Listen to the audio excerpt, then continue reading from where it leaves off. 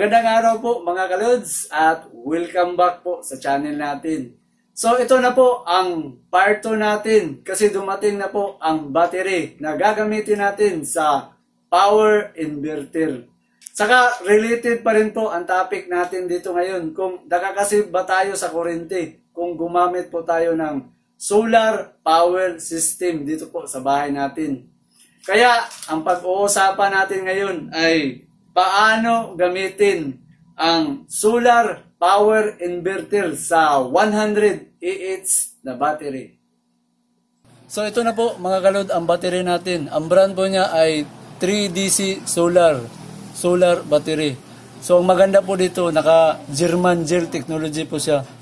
Saka ang binili ko 100 Ah na para magamit po natin doon sa project natin talaga dito sa bahay. Saka ito po ang maganda kasi long life deep cycle gel battery po ang gamit natin. Ang battery natin ay umabot po ito sa, ayan makikita mo dito, 30.5 kg po ang bigat. So ang battery po pala, may tatlo pong klase ang battery po. Itong ginamit natin po, so makikita naman dito na naka-gel battery po tayo. Flooded lead acid, yung nilalagyan ng tubig, yun ang unang klase. Itong pangalawa natin, ito yung mga AGM na absorbed glass mat. Tapos yung pangatlo, yung tinatawag nilang live PO, yung mga lithium ion. So may kamahalan po ang lithium. Kaya dito na lang po ako sa gel battery na ginamit natin. Saka mas maganda po ito compare po doon sa loaded lead acid. Kasi itong gel battery natin, hindi na kailangan ng maintenance. At hindi ka na maglalagay ng solusyon o tubig dito sa battery. So makikita mo sa taas, wala pong lalagyan o bubuksan. Kaya ito po ang napili natin na pang solar battery po talaga. Isi-set up po natin ito na gamit po yung power inverter natin. Power inverter natin. At ito naman po yung battery natin. Yung pula po ang positive. Itong itim naman ito ang negative. Tapos dito sa power inverter natin, may lalagyan po na battery po dito sa likod na negative at positive. So yung positive po dito, doon natin itatapping. Tapos itong negative, dito sa baba sa battery. Tapos dito sa harapan naman po, dito po yung 220 na gagamitin natin sa mga appliances natin. So, testiran muna natin po ang battery natin kung anong voltage ba ito. Gagamit po tayo ng tester natin sa B-side E1. So, on natin. So, auto po ang gamit natin. So, backlight natin para maganda tingnan. Yan. So, kukunan po natin ng voltahe. Ang battery natin, ang battery po nasa pag full charge po ang isang battery dito is nasa 13 volts. Dapat hindi rin bababa sa 12 volts kasi ang isang battery pala mayroon pong tinatawag sila na DOG, yung depth of discharge. Na dapat ang battery 50% lang po ang pwede mong gamitin. So aabot yun sa pag umabot na sa 12 volts ang battery mo, so hindi na natin pwedeng gamitin. Kasi ang purpose doon sa lifespan yun sa isang battery para aabot po siya sa 5 years. So yun po ang most rule sa battery. Kaya ngayon po kukunan natin ng voltahe. So naka-auto po ang setting sa B-side E1 natin na digital. Isa dito sa positive at saka negative dito. So makikita mo is 12.87 volts po. DC volts. Yan makikita ba? So yan ibig sabihin yan may karga po itong battery natin. So ito po ang wire na ginagamit sa power inverter na connection sa battery. Itong positive at saka itong itim na negative. So mas madali mo lang masundan po ang pag-install natin dito kasi basic step by step po tayo. So ito po ang lalagyan sa likod sa positive na negative na 12 volts. So unahin natin itong ilagay ang pula.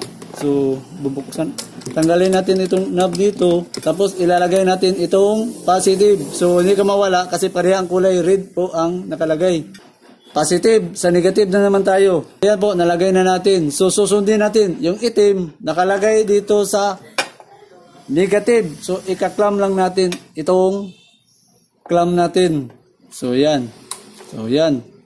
Negative sa positive itong isa. Positive, so ganyan lang natin. Positive. So, dito sa harapan po, dito na din isasaksak yung mga 220 volts. So, switch on natin ito. So, So ito naman po ang mga indicator sa voltage dito sa DC volts. 12.6 po. So yan. Tapos kukunan natin ng voltahe kung ilan ba ang voltahe dito. Yan, nakatapping naman diyan. So balik tayo dito sa tester natin na digital at naka-auto po ang settings natin. Voltage yan. So may voltahe po siya na 226. Pero dito sa baba, yon ang pinagtataka ko. Bakit 48.7 Hz lang? Tapos ang bili natin ito, 60 Hz po ang binili natin. Pero dito po nakikita natin is 48.7 Hz lang po ito. Kaya ibig sabihin nasa 50 Hz lang po ang power inverter natin. So ang voltage 225. So mas maganda po, lalagyan natin ito ng indicator natin sa 6-in-1 digital meter. So, yan. Ito po ang gagamitin natin kasi makikita natin ang so, i-plug ko muna dito. Yan. So, yan. Na-plug natin. So, i-adjust ko na lang itong camera natin. Yan. So, dito po sa 6-in-1 digital. So, balik po tayo dito.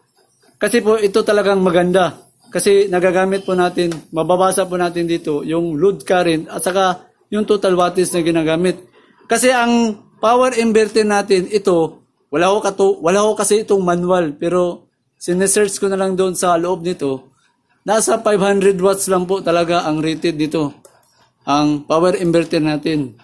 So, switch on muna natin para makita.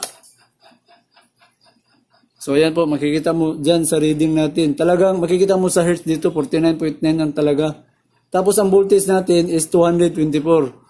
Yung 0 dito, wala pa tayong wattage o appliances na inilagay po natin dito sa outlet. So medyo adjustan ko muna itong camera. Yan. Dito na lang para makita. Ganyan. So dito po, ito po ang breaker. So dumaan po dito sa power inverter natin. Ang breaker. Tapos ito po ang digital natin na 6-in-1. Tapos ito naman ang outlet natin na dinaan natin dito para mabasa po sa 6-in-1 ang ilalagay natin dito na appliances. So ngayon, naka-0 po yan. So ang una po nating gagamitin na appliances po ngayon ay yung TV dito sa harapan. Kaya nandito po ako sa sala namin sa bahay. So ipakita ko dito sa taas. Yan. May TV pong LED TV dyan sa taas. 42 inches po yan. Yan, makita. Tapos, susubukan natin pong gamitin ang TV. Ito po ang saksakan sa LED TV natin. So, isaksak natin dito. Yan. So, kung makikita po nyo dito, hindi pa ginagamit ang LED TV. Sinaksak lang natin sa outlet natin dito sa patungo dyan sa power inverter. Nagre-reading na po ng 15 watts.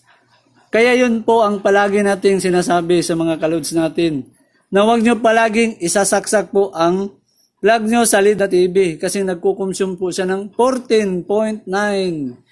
Lalo na kung hindi nyo tinanggal sa 24 hours. Ito po, babayaran mo po ito. Kaya yun po ang palagi nating sinasabi na tanggalin nyo po ang plug nyo sa bahay kung hindi naman talaga ginagamit. So ayan po, makikita po, nagkukonsume po siya ng 14.8 watts ang LED na TV na 42 inches. Switch on natin. Ito naman ang switch on sa TV. Switch on natin.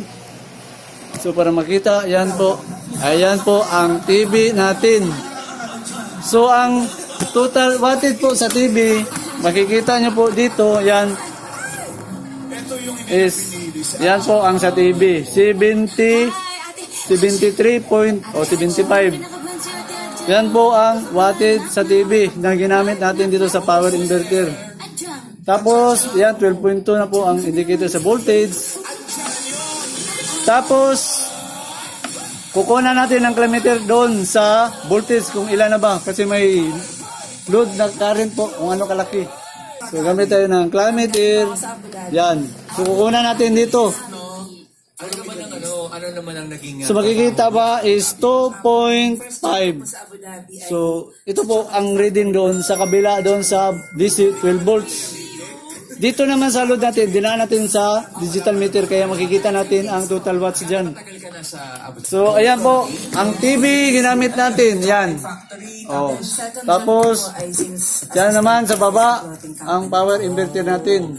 So, ngayon, so, dagdagan po natin, may electric fan po tayo dito. So, pakita ko muna ang electric fan. Ayan po ang electric fan. So, ilalagay na naman natin dito. Yan. Masaya po kami sa... Tapos, switch on natin itong electric fan at titingnan natin kung magkano na ba ang load natin. Sa ngayon po, ang load dyan is 70. So, iyon ko muna itong electric fan natin. Yan, para makita po maayos. On ko ang electric fan. May mga nag-a-ask po, kaya lang po wala po ang... So, ayan po. Umabot na sa 121 watts po ang nagamit natin na wattage. So, pakita ko muna ang electric fan. Ayan. So, ayan. So, lahat po yan, gamit lang po natin sa battery at saka sa power inverter natin ngayon. Yan. Tapos, ang TV, yan, ginamit natin. Yan, at saka yung electric fan, lahat po yan, dito lang ginamit natin sa battery at saka sa power inverter. So makikita mo po, yan, makikita mo sa supply natin is 120 na po at saka 225 voltage, 26, 0.54 at saka yun pa rin for 49.9 Hz. Ito naman po ang kilowatt hour. Kung sakaling gusto mong malaman ilang oras mo na ginamit. So madali murang malaman kung ganito po. At saka smooth po siya kasi wala pong ugong itong electric fan natin. Kaya pure sine wave po ang gamit. So i-off muna natin ang TV natin. Kasi maingay ang TV natin. Off ko muna. Yan, off ang TV. Tapos ang load, bumaba na po ang load natin sa 65 watts. Yan, tapos ito na lang po tumakbo ang electric fan natin. So yan, tapos ang inverter, yan makikita is 12.3. So ngayon po, ang tanong doon, ilan ba ang kaya sa 100 Ah na wattage kung gagamitin natin dito sa power inverter natin? So mga kalodi, whiteboard po tayo kasi alam kong marami pong magtatanong dito ngayon. So uunahan ko na po kayo para mas lalo pong maintindihan po na ang ngayon, tanong po, kung gagamit ka ng 100 Ah na battery, ang tanong po dito ngayon, ilang wattage po ang kaya sa 100 Ah na battery? So, ang ibig sabihin po ng 100 Ah, yung ampere hour po ang ibig sabihin sa battery. So, ipagpalagay, ito, nagamit naman tayo dyan ng 100 na Ah na battery. So, ito po ang gagawin natin para makompute natin yung total wattage na gagamitin mo sa battery na 100 Ah. So, yung basic na formula po natin palaging ginagamit ay IP is equal to IB. So, yung power, yung ampere, at saka yung voltage. So, ang I natin, simpre yung 100 ampere hour. AH times, siyempre po, ang gamit natin na voltahe ay 12 volts. Oh, yan, 12 volts equals, so ang result po dito ay 1,200 watts hour. Oh, watts hour. Yan. Kasi, power po ang hinanap natin. So, 1,200 watts hour. Pero may kasabihan po kasi si battery na dapat daw 50% lang ang gamitin mo. So 50%, so saan ba kinukuha ang 50% natin? Ito po, kinukuha po ito sa DOG. Yung sinasabi sa battery na depth of discharge. So kapag naka 50% po ang gamit, ibig sabihin doon, hahatiin na lang natin ang 1,200 kasi 50% lang ang ipapagamit ni battery para safe po gamitin palagi ang battery natin. So, kapag umabot sa yung sinabi natin na 13 volts, yun po ang max charge na nagamit sa battery, kapag naglulubat sa, pag umabot na po sa 12 volts ang battery, yun ang ibig sabihin na stop ka na. So, 50%. So, ngayon, dahil times tayo sa 50%, mahahati po ang 1,200 watts hour natin. Instead na yan po sana ang gagamitin natin. So, magiging 600 watts hour na lang po ang magagamit natin na power. So, ngayon, ang tanong, so, example na lang po. Ipagpalagay natin, gumamit tayo ng electric fan. Electric fan. So, ang electric fan, ipagpalagay na lang natin na 65 watts ang electric fan. Yan, 65 watts. Tapos, ang TV. So, yung TV, pagpalagay natin na 65 watts ang gamit. Tapos, gumamit po tayo ng LED bulb na bumbilya, LED bulb. So, ang LED bulb, pagpalagay na lang natin na gumamit tayo ng 20 watts. Yan.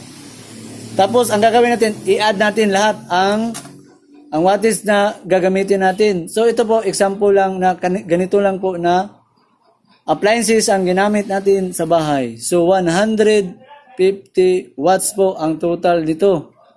Power. So, ngayon po, ang gagawin lang natin dito, ito pong 600 natin dito, itong 600 watts hour, i-divide po natin sa 150 watts. Yan, 150 watts. Tapos, i-cancel natin itong watts dito. So, ang matitira po, yung hour. So, yung result po dyan sa 600 divided by 150 na ginamit natin sa load na tatlong appliances as itong bulb, ay aabot sa 100, i-divide ng 600, divide 150, ay 4 hours lang po ang magagamit dyan. So, ibig sabihin doon, kung gagamit ka ng 150 watts po dito, yan, 4 na oras po ang pwede mong gamitin kung gagamit ka ng 100 Ah na battery. Itong computation natin, hindi pa po kasali ang solar panel po dito. Yung battery lang kinumpute natin. Kasi hindi pa natin alam kung ilang wattage na ang gagamitin natin sa solar panel. So ito, example lang na 4 na oras tayong makagamit kung 150 watts ang gagamitin natin. So kung gagamit ka ng 600 watts na power, so 1 hour ka kung igagamit mo sa 600. Pero ito, 150 lang na ipagpalagay natin na ganyan na appliances, gagamit tayo ng 4 hours. Ngayon po, ang tanong, paano pag naubos si 4 hours? Siyempre, malulubat na yung battery. Kaya yung napaka-importante po na maghahanap naman po tayo ng solar panel. Yung solar panel po, yun po ang nilalagay sa rooftop para masisikatan ng araw na magsa-charge doon sa battery natin dyan. Kaya may part 3 na naman po tayo kasi nag-o-order pa tayo sa solar panel at saka yung sa control, yung tinatawag nilang ACC, yung Solar Charge Controller. So mga kalods, stay tuned na lang po sa part 3 na naman. So ito, battery lang muna kasi wala naman po tayo pang solar panel. So stay tuned na lang po kayo sa part 3 natin. Umpisahan na po natin mag-shoutout para masaya naman po tayo. Si G. Damian from Teresa Rizal. Lods, magandang araw po dyan sa inyo sa Teresa Rizal. Ito pa si Warren Onyo from Cebu City. Ay Lods, may adlaw na muli sa Cebu. Ito pa si Kin Velasco from Butuan City. Oy Lods, payong adlaw ni mo diya sa Butuan City. Shoutout pa natin si John Dean Esteves from Malibay, Pasay. Oy Lods, magandang araw po dyan sa inyo sa Malibay, Pasay. Shoutout pa natin si Noel Betoya gikan sa Ginsan. Oy, may adlaw ni mo diya sir sa Ginsan. Ito pa, shoutout natin si Rafaelito Bayato. Maraming salamat doon sa pag-sponsor nyo pala sa channel natin. Rafaelito Bayato. Ito pa si Jinir Duhay Lumsod. Lods, magandang araw po dyan sa inyo. Shoutout pa natin si Paulino Intinta. Uy, sir, magandang araw po dyan sa inyo. Shoutout pa natin si Danny Tala ng Pampanga. Uy, Lods, magandang araw po dyan sa inyo sa Pampanga. Ito pa si Rudante Kalina from Riyadh, Saudi Arabia. Uy, sir, puting ingat po kayo dyan sa trabaho nyo sa Saudi Arabia. Rudante Kalina. Ito pa si Pib Clip Rana. Lods, magandang araw po dyan sa inyo. So ito pa si Dinis Mercado from Saudi Arabia. Uy, Lods, puting ingat po kayo dyan sa Saudi Arabia. Shoutout pa natin si Jewel Tech TV. Electrician vlogger po si Jewel Tech TV. Baka gusto nyo po puntahan ang channel niya. Baka makakuha po kayo ng mga magandang idea. Jewel Tech TV. Lods, magandang araw po dyan sa inyo. Ito pa si Rooney Villacorta. Lods, magandang araw po dyan sa inyo. Ito pa si Direk Espunga, electrician sa Las Piñas. Oy, Lods, kunting ingat po sa trabaho sa electrician.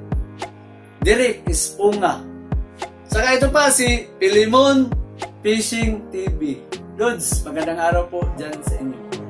Shoutout pa natin si Alan Delote. Lods, magandang araw po dyan sa inyo. Ito pa si Marlo Politi from La Union. Oy, Lods, magandang araw po dyan sa La Union. Saka i-shoutout pa natin si Haji Tapar. Oy, Lods, magandang araw po dyan sa inyo, Haji Tapar. Saka ito pa, shoutout pa natin Bisik Bob. Bisik Bob, magandang araw po dyan sa inyo. Saka ito pa, shoutout natin, the last but not the least natin, Vincent Villaruel. Pag-shoutout naman sa Villaruel family from CEE Las Piñas City. Oy, Lods, magandang araw po dyan sa inyo at sa kapamilya nyo, Villaruel family. So ayan po mga ka-Lods, tapos na po ang shoutout natin. Saka huwag nyo kalimutan pong i-like at i-share po ang channel natin para marami pong matuto. At saka huwag nyo na rin kalimutan pong mag-subscribe para palagi po tayong magkita-kita at palagi po kayong maka-update po sa mga bagong video natin. At saka maraming salamat po sa lahat pong nanonood at sa lahat po ng mga kaludi at sa lahat po ng mga kasubscriber natin. So hanggang sa muli na naman.